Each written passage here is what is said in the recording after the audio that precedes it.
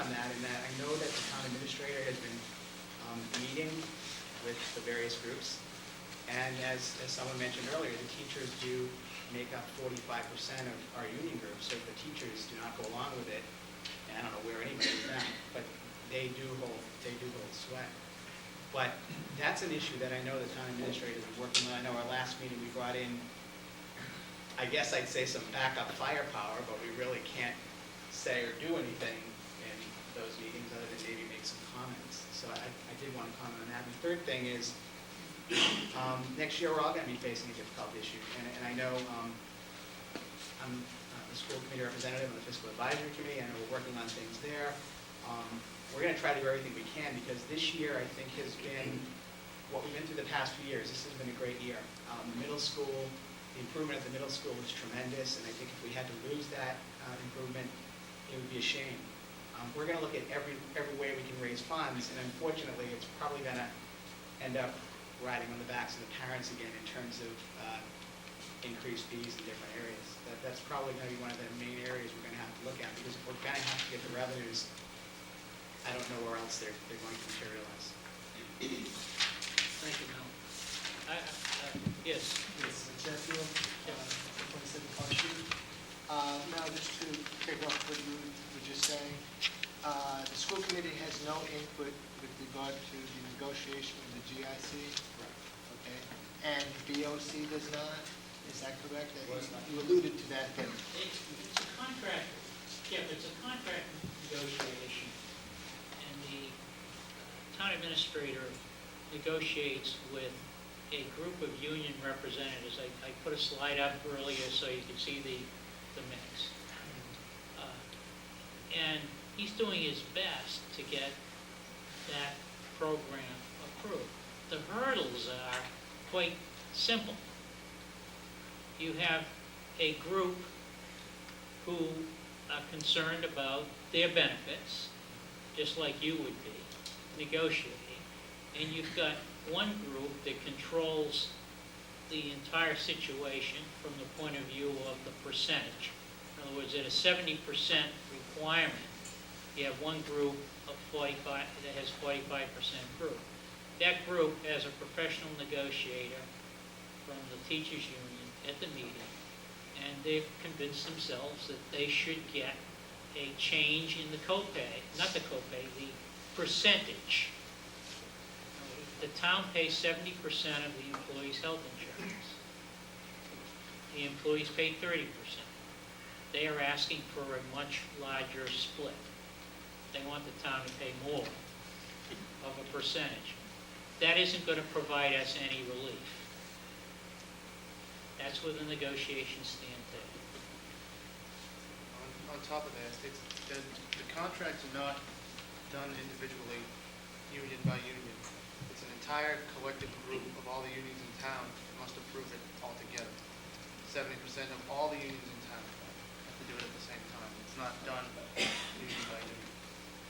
We negotiate contracts for the bargaining unions. We don't discuss health coverage, health insurance. When we negotiate the teachers' contracts or any other contracts, when they negotiate fire and police, that's not on the table during those contract negotiations. so the health insurance is strictly in the domain of TA. Correct. In response to Mrs. Castro's comments associated with contracts, contracts are typically negotiated for a 3-year term. In some cases, in special cases, they've been 4 years. We are in the process of our contracts for 2010 are essentially new contracts. And some of the things that need to be mentioned in the presentation I made need to be changed are going to be pieces of negotiations, but they're negotiations. And we're required to negotiate in good faith, and a negotiation can go to arbitration, and then we are at the mercy of an arbitrator to decide on who's right. And these things don't happen overnight. Yes, gentleman in the back. Yeah, Dan, Western Drive. I just want to follow up on something Mr. Webster said, because I echo your first point on not all towns have cut to the bone to the same point that we have, and I agree with you. I overheard a story on the radio, a couple selectmen from the town of Milton were talking about, this is when the crisis was occurring a couple of weeks ago, about potential cuts to town aid. And the selectmen were saying that, they were asking, what would be the impact if you had a cut in local aid in the town of Milton? And I said that if there was a cut upwards of around 10%, the selectmen were saying that they were going to have to start thinking about cutting some programs. And I couldn't believe it. I mean, at level funding, we're cutting programs. So I guess, so I'm echoing your point, Melvin. My question is, are we doing everything we possibly can as a town to make sure that we have input at the state level to make sure that if and when they talk about equitable distribution of state aid, we have some input there? Because I agree with you 100%. That I don't know if it's the smaller towns or whatever it is, but I think we're feeling the brunt of it. Some of these bigger towns, you know, a cut level state aid or a cut of 5% doesn't mean as much to them as it does to us. So I think we do have really good representation in Brad Jones and Bruce Tarr, and they've both been at our finance planning team meetings in the past few months, both aggressively working. We spoke to them, Senator Tarr recently, about the special education issue, and in terms of additional funding from the state to cover more than what the state is covering now with the circuit breaker. We've got some unique problems in this town, and I don't know why.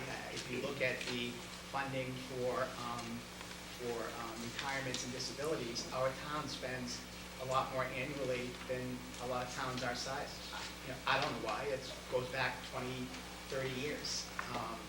So there are some issues specific to this town.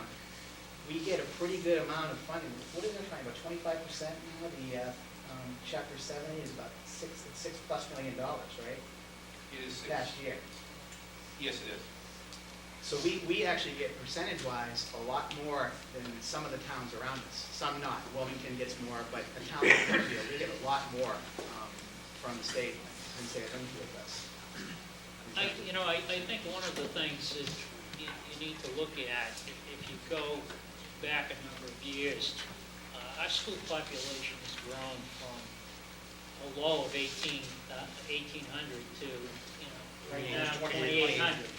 So in addition to just providing level services within your means, we've been struggling with the issue of growing school system.